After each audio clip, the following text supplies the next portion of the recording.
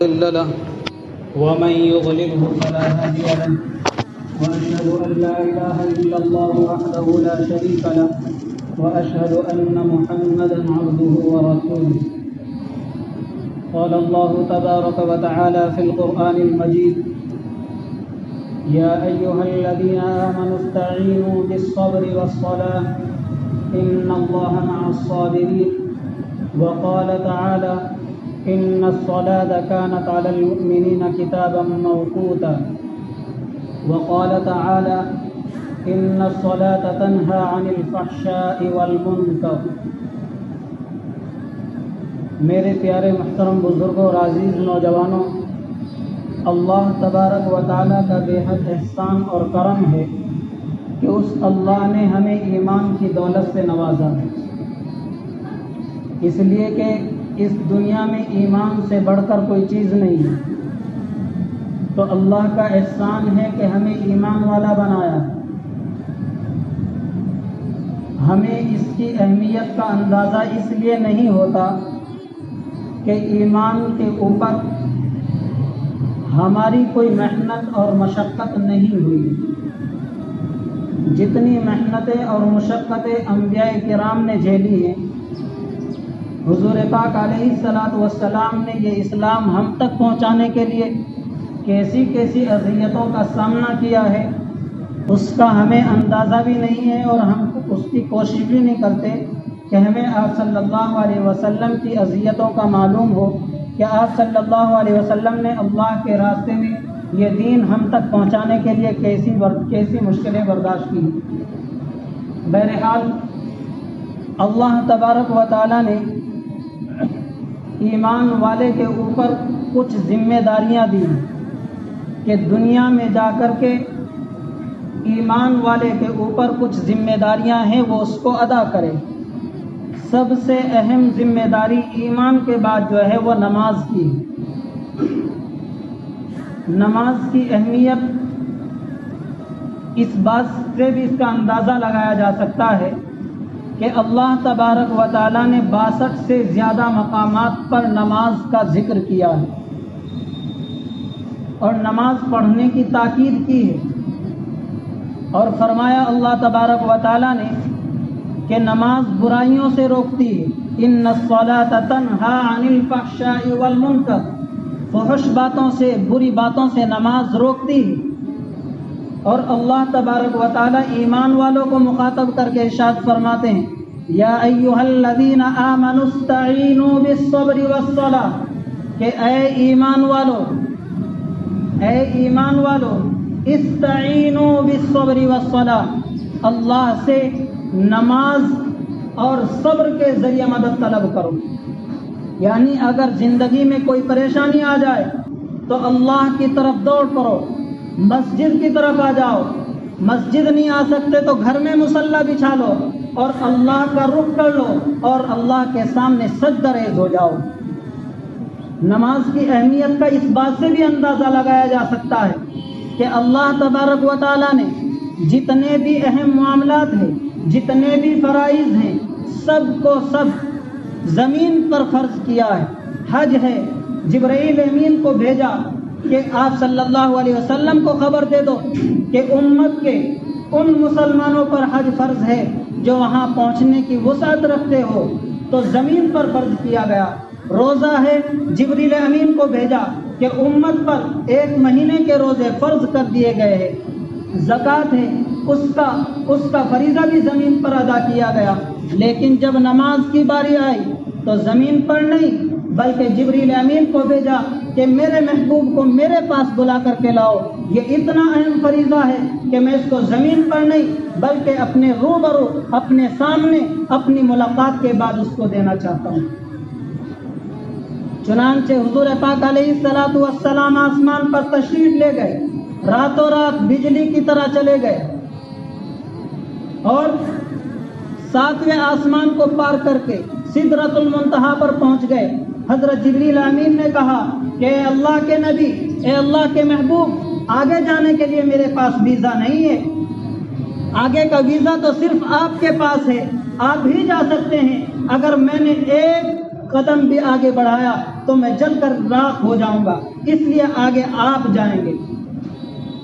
تو حضور پاک علیہ الصلوۃ والسلام آگے گئے، اللہ تبارک و تعالیٰ کی بارگاہ میں حاضر ہوئے تو اللہ تبارک و تعالیٰ نے حضور پاک علیہ الصلوۃ والسلام کو 50 نمازیں دی تھی۔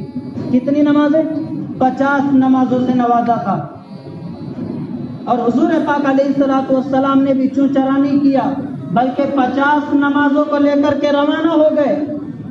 راستے میں حضرت موسیٰ علیہ الصلوۃ والسلام سے ملاقات ہو گئی۔ حضرت موسیٰ علیہ الصلوۃ والسلام نے پوچھا کہ محمد کیا تحفہ ملا ہے، کس چیز سے نوازا گیا ہے؟ تو حضور پاک علیہ الصلوۃ والسلام نے فرمایا کہ میری امت کو میرے ذریعے سے 50 نمازوں کا تحفہ ملا ہے کہ رات دن میں 50 نمازیں ادا کرے۔ موسیٰ علیہ الصلوۃ والسلام حیران ہو گئے، پریشان ہو گئے، 50 نمازیں؟ میری امت پر 2 وقت کی نمازیں فرض کی گئی تھی، وہ ان سے ادا نہیں ہوئی، آپ 50 نمازیں لے کر کے چل دیے، واپس جاؤ کم کرا کر کے لاؤ۔ حضور پاک علیہ الصلوۃ والسلام گئے تو اللہ نے 5 نمازیں کم کی، 45 رہ گئی۔ پھر آئے، پھر پوچھا کتنی دی کہ 45، پھر بھیجا، پھر آئے، ایسے ہی آتے آتے 5 نمازیں رہ گئی۔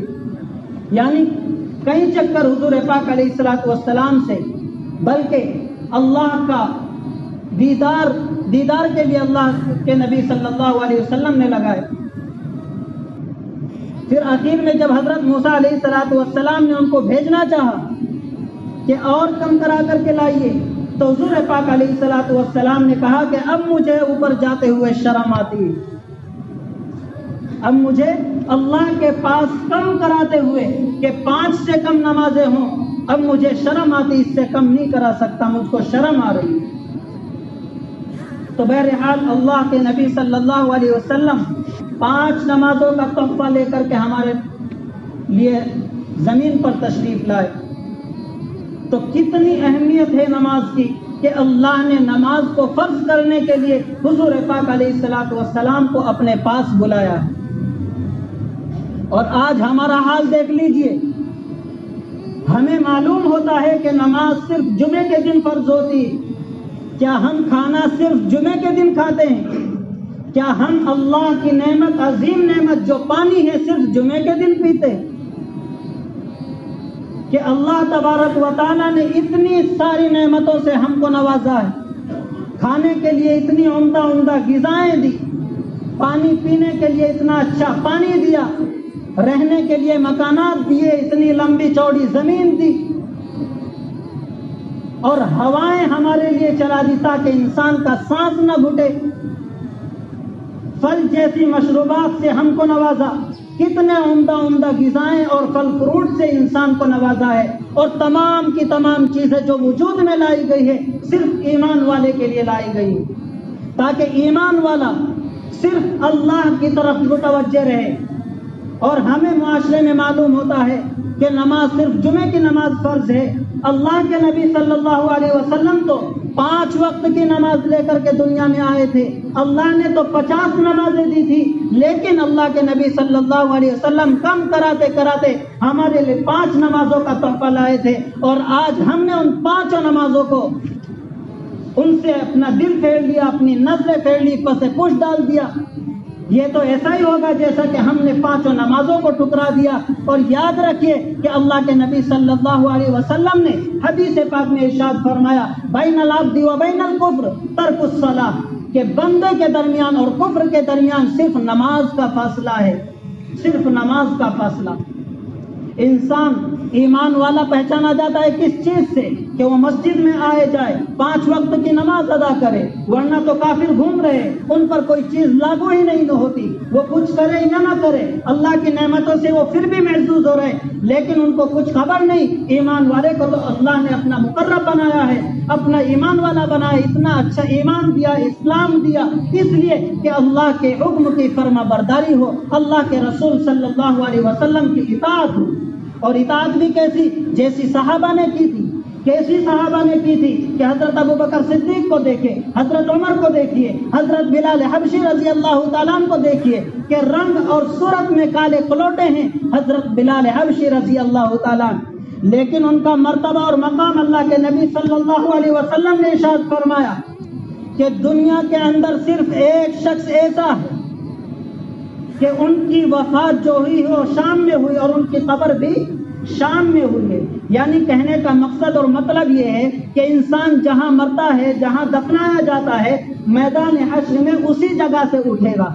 لیکن دنیا کے اندر ایک ہستی ایسی ہے کہ جو دفنایا گیا ہے ملک شام میں، یعنی بلال حبشی، لیکن اٹھے گا کہاں سے؟ پیارے نبی صلی اللہ علیہ وسلم نے فرمایا میدان محشر جب قائم ہوگا تو سب سے پہلے قبر سے میں اٹھوں گا، میری دائیں جانب سے حضرت ابو بکر صدیق رضی اللہ تعالیٰ عنہ اٹھیں گے، میری بائیں جانب سے حضرت عمر فاروق رضی اللہ تعالیٰ عنہ نکلیں، جبکہ میرے قدموں کے نیچے سے حضرت بلال حبشی رضی اللہ تعالیٰ عنہ نکلیں گے، اور نکلتے ہی اللہ اکبر کی صدائیں بلند کرنے لگیں گے، اللہ اکبر، کہ دنیا کا بھی مؤذن اور آخرت کا بھی مؤذن۔ یہ مقام اور یہ مرتبہ حضرت بلال حبشی رضی اللہ تعالیٰ عنہ کو کہاں سے ملا؟ اللہ کے حکم کی فرما برداری اور رسول اللہ صلی اللہ علیہ وسلم کی اطاعت سے ملا۔ اور یہیں پر بس نہیں، پھر آگے چل کر کے اللہ کے نبی صلی اللہ علیہ وسلم نے فرمایا میرے لیے براق لائی جائے گی، میں اس پر سوار ہوں گا، پھر آواز لگے گی کہ حضور پاک علیہ الصلوۃ والسلام کا ڈرائیور کون ہو، یعنی اس براق کی نکیل پکڑ کر جنت میں کون داخل ہوگا؟ چنانچہ قرآن اندازی ہوگی، قرآن اندازی میں حضرت بلال حبشی رضی اللہ تعالیٰ عنہ کا نام لکھ لیں گے کہ جنت میں بھی اللہ کا نبی صلی اللہ علیہ وسلم کا ڈرائیور بن کر کے داخل ہو رہے ہیں۔ اور ہمیں مؤذن 5 وقت پکار رہا ہے، حی علی الصلاۃ حی علی الفلاح، آ جاؤ نماز کی طرف، آ جاؤ کامیابی کی طرف۔ صبح کی نماز میں، صبح کی اذان میں ہوتا ہے کہ نیند سے بہتر جو ہے وہ نماز ہے، آ جاؤ اس کی طرف، لیکن ہم غفلت کی نیند سوئے رہتے ہیں، رات میں بھی دن میں بھی اللہ کے رسول صلی اللہ علیہ وسلم کا کوئی دلاسا نہیں ہے کہ اللہ کے نبی صلی اللہ علیہ وسلم ہمارے لیے عرفات کے میدان میں 5 گھنٹے مسلسل رو رہے ہیں، بلک رہے ہیں، اور میدان عرفات میں دعائیں مانگ رہے ہیں کہ اللہ کسی طرح میری امت کی بخشش فرما دیجئے۔ بڑے سے بڑا نبی بھی یہ کہتا ہوا ہوگا یا رب نفسی یا رب نفسی، لیکن ہمارا نبی صلی اللہ علیہ وسلم میدان حشر میں بھی امت کے لیے رو رہا ہوگا اور آواز لگا رہے ہوں گے یا رب امتی یا رب امتی، حتیٰ کہ حضرت عیسیٰ علیہ السلام جیسا اولو العزم نبی یہ کہتا ہوا ہوگا کہ اللہ آج میں آپ سے اپنی ماں کا سوال بھی نہیں کرتا، بس مجھ کو بچا لیجئے، مجھ کو بچا لیجئے۔ لیکن پیارے نبی صلی اللہ علیہ وسلم ہمارے لیے تڑپ رہے ہوں گے، کس لیے؟ تاکہ میری امت جہنم سے بچ جائے، جنت میں جانے والی بن جائے۔ تو ہم نے کس سے وفائیں کی؟ جس سے جفا کرنی تھی ہم نے یہود و نصرانی کا طریقہ پکڑ لیا، داڑھی میں دیکھے، لباس میں دیکھے، معاشرت میں دیکھے، کسی طرح بھی دیکھے، ہمیں تو پیروی کرنی ہے حضور پاک علیہ الصلوۃ والسلام کی، اپنانا ہے نبی صلی اللہ علیہ وسلم کا طریقہ، اور اللہ کے نبی صلی اللہ علیہ وسلم جو معاشرہ ہمیں دے کر کے گئے تھے وہ ہمیں پکڑنا ہے۔ اور یہ تمام باتیں آئیں گی سیکھنے اور سکھانے سے۔ سیکھنے اور سکھانے کا مقصد ہے کہ بڑے جو ہو جائے وہ اللہ کے راستے میں نکلے اور بچوں کو مسجد سے جوڑیں اور مسجد میں ان کو پڑھنے کے لیے بھیجیں، دین کی تعلیم حاصل کریں۔ اگرچہ آپ عمر میں بڑے ہو جائیں، علم کی کوئی مدت نہیں ہے، آپ سیکھنے کی کوشش کریں، آپ کے لیے دروازہ کھلا ہوا ہے۔ اپنے بچوں کو مسجد میں بھیجیں، ان کو علم دین سکھائے، حدیث کا راستہ ان کو بتائے، نبی صلی اللہ علیہ وسلم کا طریقہ ان کو بتائے۔ اللہ تبارک و تعالیٰ سے دعا ہے کہ کہنے سننے سے زیادہ عمل کی توفیق عطا فرمائے۔ وما توفیقی الا باللہ۔